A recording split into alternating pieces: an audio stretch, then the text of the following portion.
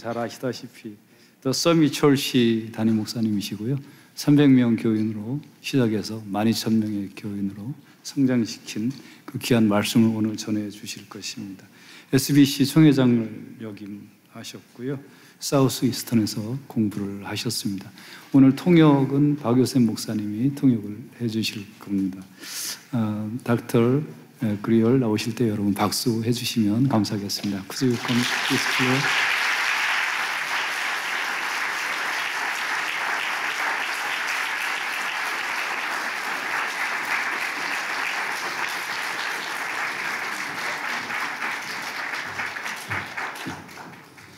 Well, I'm sorry to disappoint you, but I'm not J.D. Power.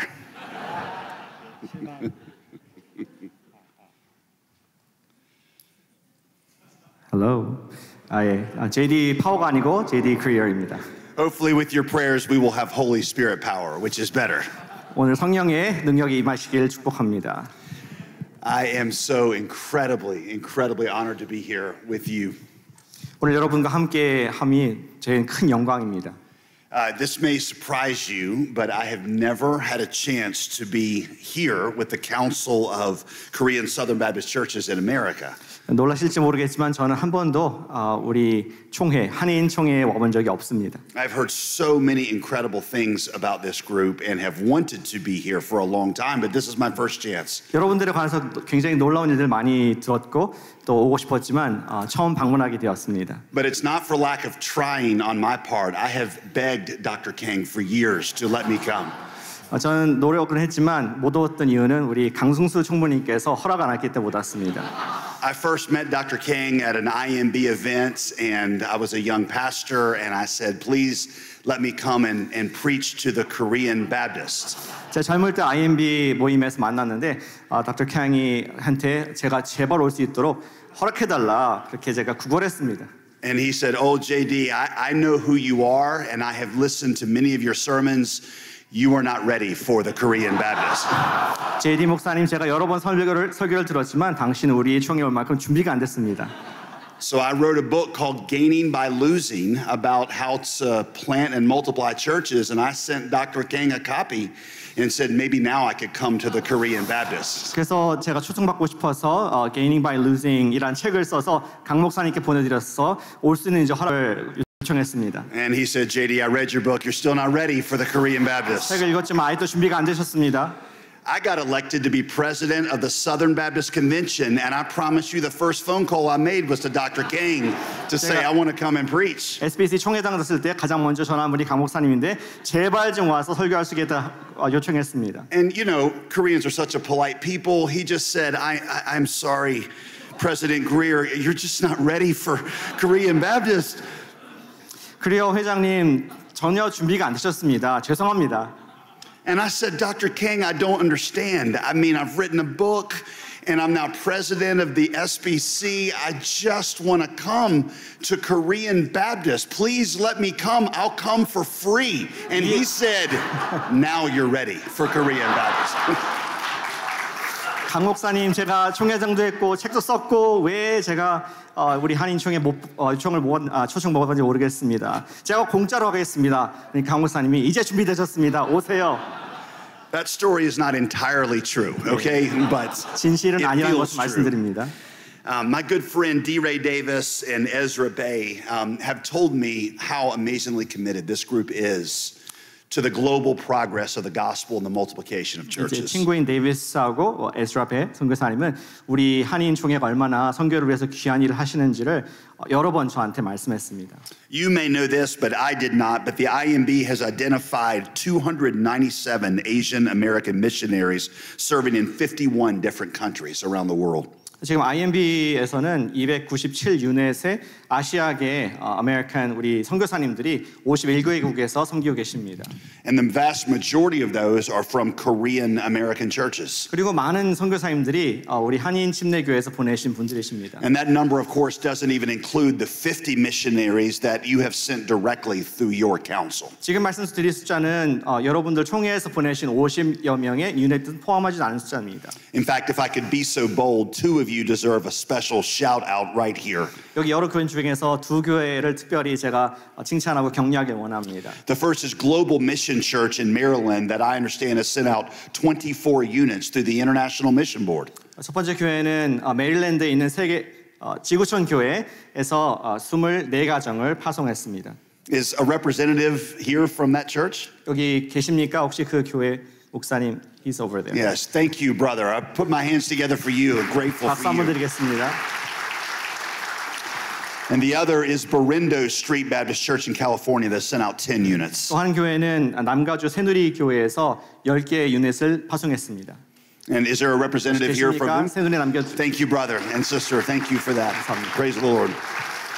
And the many, many others of you that are also a part of this process, you are leading the way. You are leading the 그리고 way. 여기 많은 분들께서 그 일에 동참하고 계시고 여러분들이 길을 내고 계십니다. All that to say, I don't really feel like I have anything new to share with you, but just consider me a cheerleader or a spectator in the fans that has come to cheer you on for that next lap of the race. 말씀드리고 싶은 것은 저는 여기에 우리 올림픽 경기에 cheerleading 하는 여러분들 응원하는 그런 사람으로 왔을 뿐입니다. Percentage-wise, you are sending out many more missionaries than Anglo-American churches. So, if anything, we are here to be grateful to you and to learn from you. 네, 우리 퍼센트로 봤을 때는 백인들 교회보다 우리 한인 침례교회에서 더 많은 선교사님들을 비율적으로 보내고 계십니다. I don't have a traditional message for you tonight. What I wanted to do was share four hindrances to becoming a multiplying, sending church. 저는 여러분들과 보내는 운동을 방해하는 4가지 요소를 나누기를 원합니다. Four things that were true in the early days of my own ministry that kept our church from multiplying. 제 개인적으로 경험한 우리 교회가 제 교회가 성장하지 못했던 4가지 방해가 되었던 그런 요소들입니다. The first one is an incomplete understanding of calling. 첫 번째는 소명에 대한 불완전한 이해입니다. Most Christians, at least in this country, view calling into ministry like it is a sacred privilege that is reserved for a select few super Christians in the body of Christ. 우리나라에 있는 많은 크리스천들은 소명이라 하면은 어떠한 초능력이 있는 또 특별한 인치심이 있는 그런 사람들이 부름을 받는 것이라 생각합니다. And that if you're called, it happens through some mystical experience where God writes a message in the clouds. 그리고 그 소명을 받는 방법도 하나님께서 초자적인 방법으로 구름 속에 어떤 글씨를 보여주신다거나 그렇게 받는다고 생각을 합니다. To our college students, I refer to it as the Cheerios method of discerning the will of God. 우리 대학생들한테는 저렇게 얘기합니다. 그것은 체리오 우리 시리얼에 나오는 그 분별법이라고 말씀하고 Do you know Cheerios? Cheerios, the cereal. Cereal. People expect to stare into their Cheerios and have it one day spell out what God wants them to do. Be a pastor, be a missionary. 예, 우리 미국 문화에서는 체리오의 우유에 뜨는 글자를 보면서 하나님의 또 어떤 메시지가 있다고 생각하는 미신이 있습니다. I always tell them I stared at my Cheerios for years and all it ever spelled out was ooh. 전들 학생들한테 얘기를 나는 아무리 치료를 봐도 거기에는 오라는 글자밖에 없었다. Very good. That is the myth. Here is the truth. 그것은 신화이고 진리는 이것입니다. The call to leverage your life for the Great Commission was included in the call to follow Jesus. 여러분들이 대사명을 감당하는 여러분들의 인생의 지렛대에는 이미 여러분들이 소명을 받았을 때에 주어진 것이었습니다. In Matthew 4:19, Jesus said, "Follow me, and I will make you a fisher of men." 마태복음 4장 19절에서 예수님께서 나를 따라오너라 내가 너희를 사람을 낚는 어부가 되게 하리라 말씀하셨습니다. Which means when you accepted Jesus, you accepted the call to mission. 그 말은 여러분들이 예수님 믿었을 때에 예수님께서 주신 그 사명을 선교의 사명을 수락했다는 것입니다. We tell the young people, we tell everyone in our church, the question is no longer if you are called, the question is only where and how. 저는 우리 학생들한테 얘기하기를 당신이 부름 받았느냐 아니냐가 문제가 아니라 어디로 부름 받느냐, 언제 부름 받았느냐 하는 것입니다. We teach all of our students especially that figuring out the call of Jesus on your life begins with considering this question. 우리 그리스도께서 주시는 소명을 우리 분별하는 것은 이 문장으로부터 시작합니다. God made you good at something. Whatever you're good at, do it well to the glory of God, but also do it somewhere strategic for the mission of God. 당신이 잘하는 것이 있다면 그것을 하나님 영광을 위해서 사용하십시오. 그리고 그 잘하는 것을 하나님의 선교를 위한 전략적인 곳에서 사용하십시오. We tell them you've got to get a job somewhere. Why not get a job in a place where God is doing something amazing? 어딘가서는 직장을 구할 텐데 하나님께서 일하시는 곳에서 잡는 것은 어떻겠느냐? Lots of factors go into where someone chooses to get a job, where they can make money, the city they want to live in, where their family is. For the Christian, why wouldn't one of those factors be where they can be a part of something that God is doing? 직업을 구할 때에 어디 장소냐, 어느 도시냐, 얼마나 주냐 그런 것을 따지듯이 우리 크리스천으로서 하나님의 나라의 확장을 위해서 쓰임 받는 것을 요소로 삼는 것이 좋지 않겠느냐? We ask every college graduate at our church to put their yes on the table and let God put it on the map. 전 대학생들한테 그들의 yes, 수락을 이미 테이블에 올려놓고 하나님께서 그것을 지도에 표시하도록 기도하라고 말씀합니다. In the last 11 years, we've had 1,600 college student graduates say yes to that and allow us to send them out into church plants around the world. 지난 한 해 동안 1,600명의 우리 대학생들이 yes라고 했고 하나님께서 그들을 쓰도록 헌신하는 시간을 가졌습니다. Everyone is called to the Great Commission, not just a few. 모든 사람들이 소명에 받은 줄 믿습니다. There's a church historian by the name of Stephen Neal who wrote a very famous book called The History of Christian Mission. 스티븐 닐이라는 교회 학자가 있는데요. History of Christian Mission, 기독교 선교 역사라는 책을 썼습니다. He says the only thing more remarkable than the speed of the spread of the early church is its anonymity. 초대교회가 확장한 그 놀라운 속도보다 더 놀라운 한 가지가 있다면은 그 교회의 익명성입니다. At the end of the first century, there were three major church planting centers: Antioch, Alexandria, and Rome. 1세기 후반에 보시면은 교회를 개척하는 세 개의 센터가 있었습니다. 알렉산드리아, 로마, 안티옥. He says the amazing thing about all three of those church planting centers is we have no idea who planted the churches there. 이 교회들의 놀라운 상황은 누가 이 교회를 개척했는지 알 수 없다는 것입니다. In fact, when Luke, the author of Acts, tells us about the founding of the church at Antioch, he doesn't even take time to mention a single individual name. 누가가 사도행전을 기록했을 때 안디옥에 개척된 교회에 관해서 한 사람도 거기 개척된 멤버 이름이 적혀지지 않았다는 것입니다. All he says in Acts 11 is the hand of the Lord was with them. 사도행전 11장에 하나님의 손이 그들과 함께 했다고 적혀 있습니다. Them means a bunch of people who aren't important enough for me to even tell you their names. 그들이라면은 그들이 중요성이 없어서 여러분께 말씀드릴 수도 없는 사람들입니다. If you watch a movie to the end and you see the credits, that would be saying bystander number 3.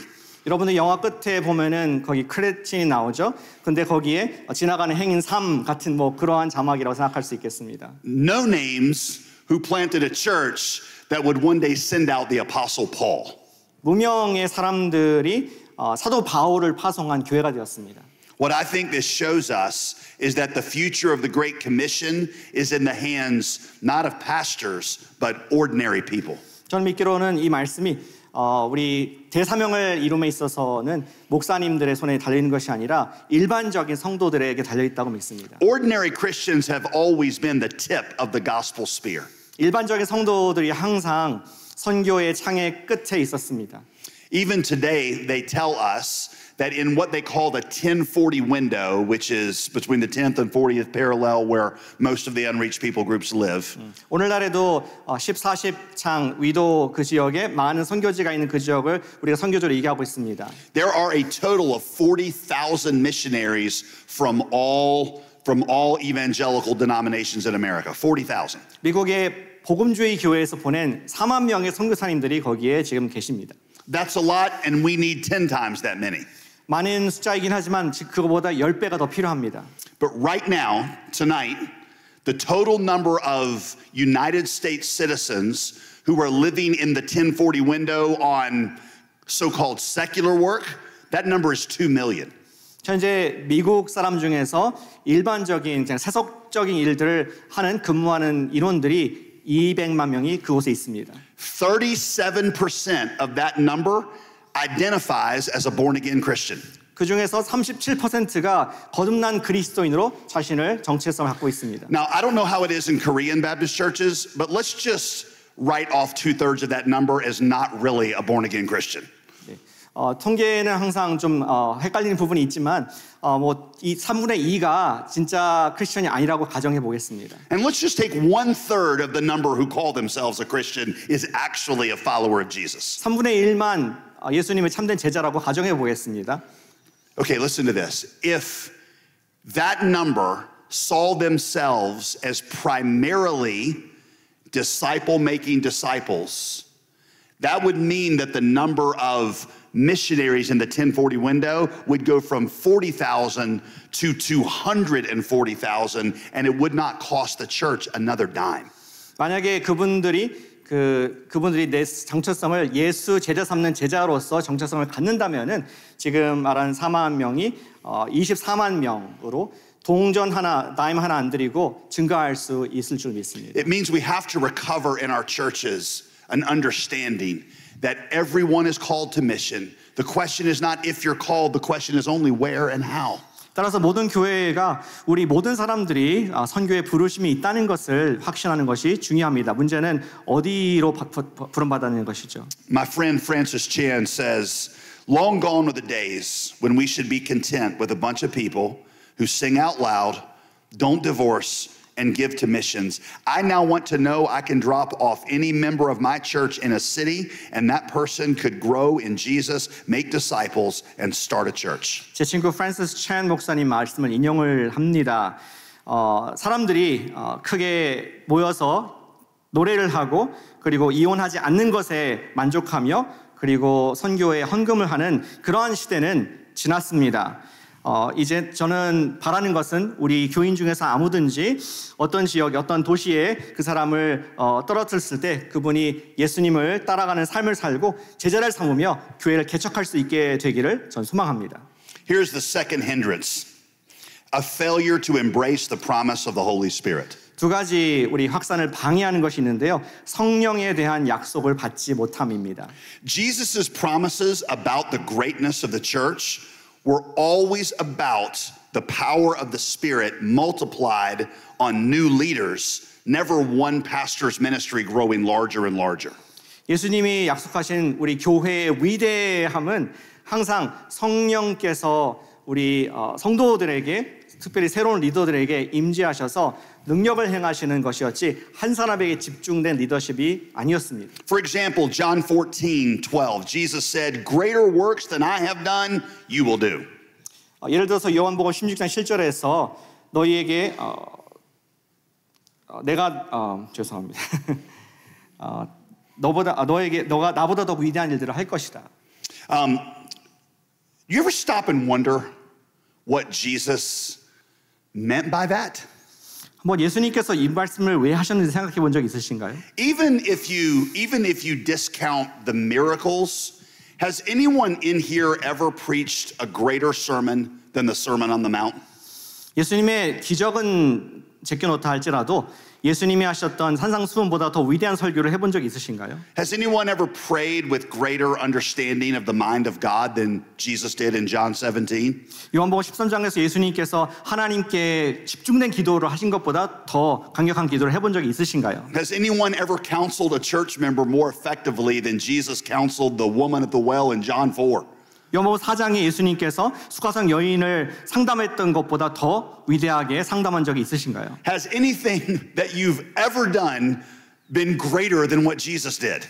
여러분들이 하신 것들 중에서 예수님의 사역보다 더 위대한 어떠한 것이라도 있으신가요? So what did Jesus mean by saying, greater things that I've done, you will do? 예수님께서는 왜 그런 말씀하셨을까요? 나보다 더 위대한 일들을 너가 할 것이다. Bible scholars say it has to mean greater in extent after the Spirit of God is multiplied on new believers, greater than if all that power stayed concentrated on one leader, even if that leader was Jesus himself. 성경 학자들은 말하기를 그 능력이 범위가 확장된 것으로 이해를 하고 있습니다. 예수님 한 분이 아니라 확장된 것으로 이해하고 있습니다. Does that make sense? 이해가 되시나요? How we celebrate success in the church world today turns that principle of Jesus on its head. 우리가 생각하는 교회 성장, 교회 성공이라는 개념을 생각할 때 오늘날과는 정반대의 말씀을 드리고 있는 것입니다. We celebrate successful churches as the ones who gather large amounts of people to admire the anointing on one man or one worship leader.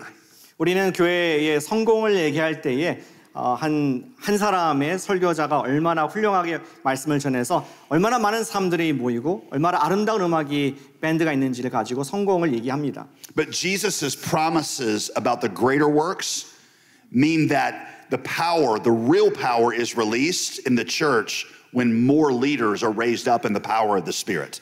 예수님께서 말씀하신 더 큰 일이라는 것은 교회의 성도들 안에 성령님의 능력이 더 증폭되었을 때에 말씀 이루어지는 것입니다. If we understood this, we would talk more about success in terms of sending capacity than seating capacity in a church. 진정으로 우리가 이 개념을 이해한다면은 우리는 성도의 수용 능력, 교회를 성도의 수용 능력으로 평가하기보다는 성도를 파송하는 능력으로 우리 교회를 바라보게 될 것입니다. The question of success is not how many people do you have coming.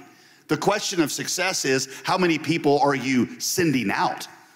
성공의 기준은 얼마나 많은 사람들이 교회에 오느냐가 아니라 얼마나 많은 사람들을 보내고 있느냐는 것입니다. We have to get back to calling people not to sit and soak, but to go and serve. 우리는 계속해서 사람들을 불러내어서 여기서 즐기고 또 우리 은혜를 받는 것이 아니라 그들이 섬기도록 보내는 것에 초점하셔야겠습니다. And in order to do this, we have to teach them to listen again to the voice of the Holy Spirit. 그러기 위해서는 우리는 그들이 성령의 음성을 듣는 법을 가르칠 수 있어야겠습니다. Did you know the Holy Spirit shows up in the book of Acts 59 different times? 사도행전에서 59번이나 성령이 나타나십니다. In 36 of the 59, he is speaking. 그 중에 36번 나온에서는 성령님께서 말씀을 하십니다. One of the things that is frustrating for me is it rarely tells us exactly how he speaks. 저는 항상 조금 이렇게 frustrating 되는 것은 어떻게 말씀하시는지 궁금한데 말씀하고 있지 않습니다. The Holy Spirit said, for example, in Acts 13:2, separate Barnabas and Saul for the work of ministry. 예를 들어서 사도행 13장 2절에서 사도 바울과 바나바를 사역을 위해서 따로 떼어 놓으라 그랬는데 어떻게 했는지 궁금합니다. I want to know, how did he say it? 성령께서 어떻게 말씀하셨을까요? Did everyone think the same thought at once? 모든 사람들이 같은 생각이 들었을까요? Did the little text bubble like on our text messages appear above their heads? Was that the indication? 문자 메시지를 보낼 때의 버블 나온 것처럼 그렇게 보였을까요? We don't know. There's ambiguity about how the Holy Spirit speaks in the book of Acts. 사도행전에 어떻게 성령님께서 말씀하셨는지 방법에 대해서는 애매한 부분이 있습니다. And honestly, I think that ambiguity is intentional because if we are going to be confident about what God says, it needs to be written down in the Bible. 저는 일부러 성령님께서 그렇게 애매하게 나타나셨다고 생각합니다. More havoc has been wreaked in the world following the words God just told me than maybe any other phrase. 오늘날 세상에서도 하나님께서 나에게 말씀하셨습니다라는 그러한 말을 하면서 더 많은 혼란을 우리 세상 경험하고 있습니다. So we're always supposed to have some humility about what we think God is saying to us. 따라서 우리는 항상 하나님께서 나에게 말씀하신 것을 느꼈을 때는 겸손함으로 대하는 태도가 필요합니다. But listen to this. While there is ambiguity in how the Holy Spirit speaks in Acts, there is no ambiguity on whether he speaks. 아멘. 성령님께서 말씀하신 방법에 대해서는 우리가 다 알 수 없지만 하나님 성령님께서 말씀하신 것 자체에 대해서는 전혀 애매모함이 없습니다. I understand I'm a Baptist and I get nervous when we talk about the Holy Spirit saying things to different people. I get nervous. 저도 베프티스트 침례교인으로서 성령님께서 여러 번 말씀하셨다는 것에 대해서 불편함이 있습니다. But John Newton, who wrote Amazing Grace, who was more Baptist than you and me combined, 그러나 우리 나 같은 죄인 살리신 존 뉴턴을 그분이 말한 것에 의하면은 he asked, how could that which was so essential to the success of the church in the first century have become irrelevant in ours? 1세기의 교회에 그렇게 중요했던 성령님의 음성이 오늘날 우리에게는 그렇게 중요하지 않은 것이 되었을까 하는 질문을 합니다. I learned something the other day that made me embarrassed and mad. 저는 며칠 전에 좀 창피하면서 그리고 분노를 일으켰던 그런 사건이 있었습니다. Do you want to know the denomination that does the best job mobilizing its people for mission? 여러분들은 우리 성도들을 선교를 위해서 모빌라이즈를 가장 잘하는 교단이 어딘지 아십니까? When I saw the question, I said, of course, it's the Baptists. 전 처음 그 질문 받았을 때 당연히 침례교죠. Missions is our thing. 우리가 침례교는 선교하는 교단입니다. This article said, you would probably think the answer is the Baptists. 그 기사는 말하기를 아마 당신은 침례교라고 생각할지 모르겠습니다. It said, but percentage-wise, the Pentecostals do a much better job of mobilizing their people for mission. 그러나 퍼센트로 봤을 때는 오순절 교단이 훨씬 더 많은 사람들을 파송하고 있습니다. And then the article explained why. 그리고 기사는 왜 그런지를 말씀했죠. It said that Baptists are really good at talking about the weightiness of the need in the world. 우리 침례교 선교사님들은 이 세상에는 많은 필요들, 그 고귀한 사명에 대한 이야기를 많이 합니다. What Pentecostals focus on is the empowerment of the Spirit in you, the individual believer. 오순절 교단에서 강조하는 것은 모든 성도들 안에 있는 성령님의 임재의 능력을 강조를 하고 있습니다. It says people often leave Baptist churches thinking the task is so big, what could I do? 침례교회에서 선교사님들이 동원을 하면은 너무나 큰 사역, 이 위대한 오퍼레이션이기 때문에 내가 뭘 할 수 있을까 이런 느낌이 듭니다. But Pentecostals leave their churches thinking the Holy Spirit is in me, what can't I do? 그러나 오순절에서는 성령님께서 내 안에 계시니 내가 무엇을 할 수 있을까 이렇게 질문합니다. So we have to recover this understanding of the empowerment of the Holy Spirit. 따라서 우리는 성령님의 역사하심을 그 능력을 회복할 필요가 있습니다. Number 3, here's a third hindrance. 세 번째 방해 요소입니다. Ministry idolatry among pastors. 목회자의 사역에 대한 우상 숭배가 그것입니다. It took me a while to see this, but I think I, the pastor, was the greatest hindrance to becoming a multiplying church. 제가 그래서 이해하는데 조금 시간이 걸렸지만 우리 선교사를 파송하는 요소로서 나 자신이 목사가 그 문제였다는 것을 알게 되었습니다. Let me explain to you how God revealed that to me. 하나님께서 어떻게 그것을 알려주셨는지 설명드리겠습니다. I took a day for prayer and fasting on a Friday several years ago to ask for God to send a revival to our city. 저는 수년 전에 금요일 날 하루 금식하면서 기도했습니다. 주님, 저의 도시에 큰 부흥을 일으켜 주시옵소서. Lord, send a revival that would change our city, like the Great Awakening in America or the Korean revivals of the 20th century. Send that kind of revival here. 예전에 대각성 운동과 같이 그리고 20세기의 한국의 부흥 운동 같이 우리 도시에 큰 부흥을 일으켜 주시옵소서. And the Holy Spirit said to me, 그리고 성령님께서 이렇게 말씀하셨습니다. What if I say yes to that prayer? 만약에 내가 그 기도에 yes라고 말하면 어떻게 하겠느냐? But I don't make your church any bigger in the process. 그런데 그 과정에서 너 교회는 조금 더 성장하지 않을 것이다. What if your friend's church down the road, his gets bigger, but yours stays the same? 저쪽 그 길 건너편에 있는 친구 교회는 성장하는데 너 교회는 성장하지 않는다면 어떻게 하겠는가? Now, I know the right answer to that question.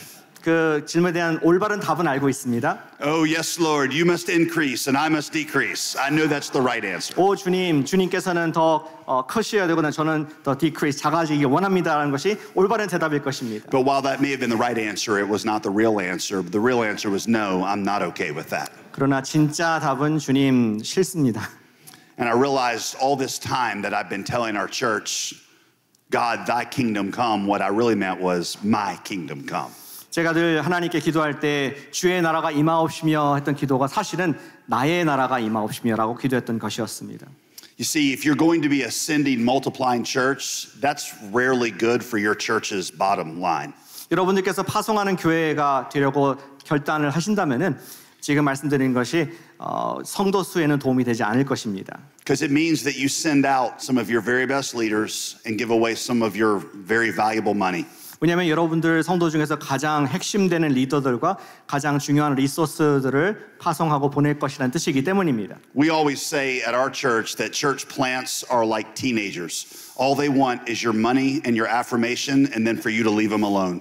저는 늘 우리 말하기를 교회 개척은 청소년들과 같다. 그들은 당신의 돈을 원하고 칭찬받고 이제는 그들을 내버려 두길 원한다. 이렇게 얘기합니다. At least that's American teenagers. I know Korean teenagers are much more 적어도 respectful. 미국의 청소년들은 그렇습니다. 한국 청소년은 다르겠지만. The question you're going to have to ask is whose kingdom are you building? Are you building yours or God's? 우리 질문할 것은 누구의 왕국을 건설하고 있는가? 하나님 나라인가? 여러분의 나라인가? For many of us, Jesus would say to us what James said in James 4. You ask, but you don't have because you ask from an idolatrous heart. 마치 야고보 4장과 같이 너희들이 구하지만 얻지 못하는 것은 정욕을 욕심을 위해서 쓰려고 구하기 때문이다라는 답을 들을 것입니다.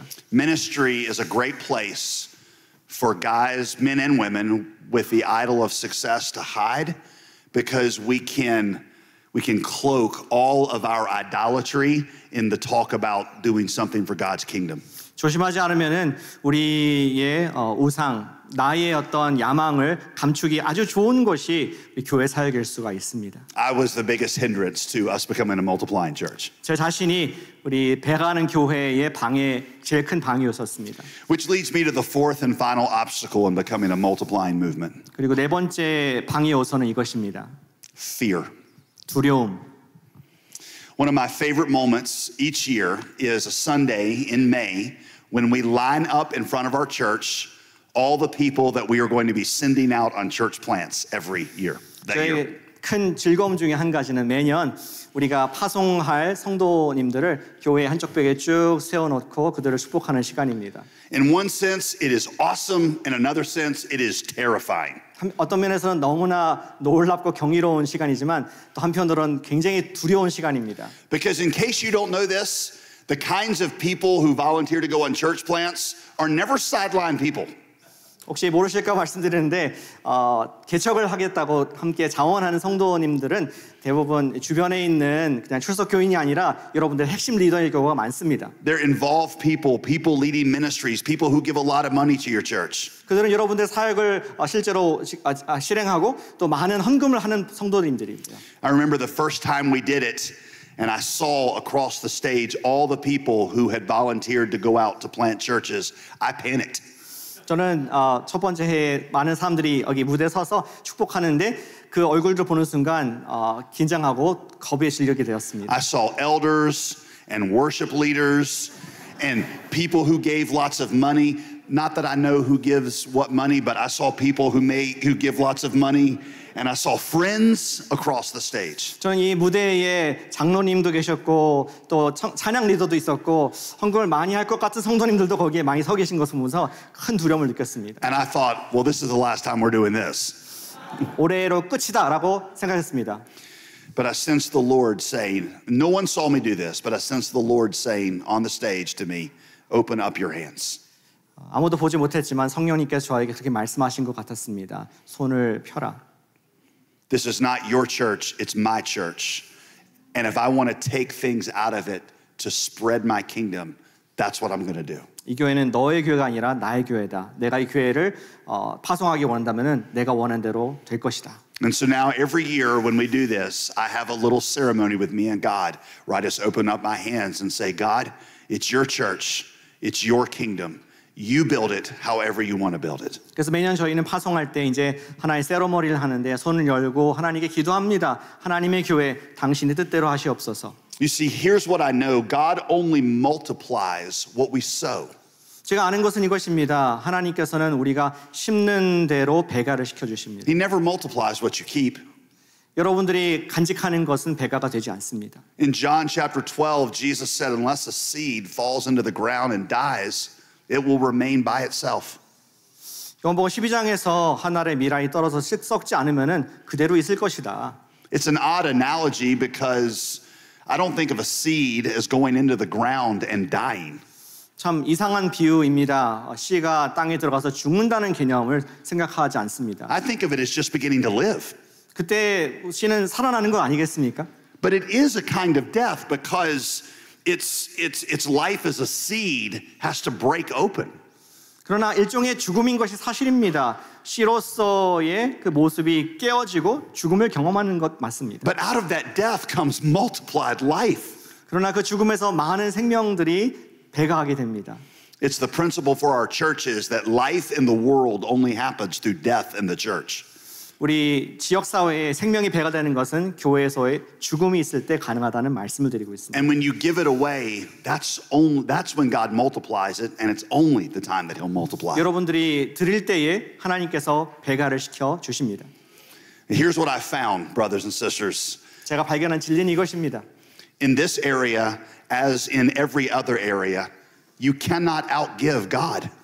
제가 발견한 것은 이 분야뿐만 아니라 모든 분야에 있어서 하나님께 꾸임이 되지 않는다는 것입니다. 여러분들이 더 많이 드릴 수 없습니다. He says, give to me your first and your best, and I will make your barns overflow and your vats full of new wine.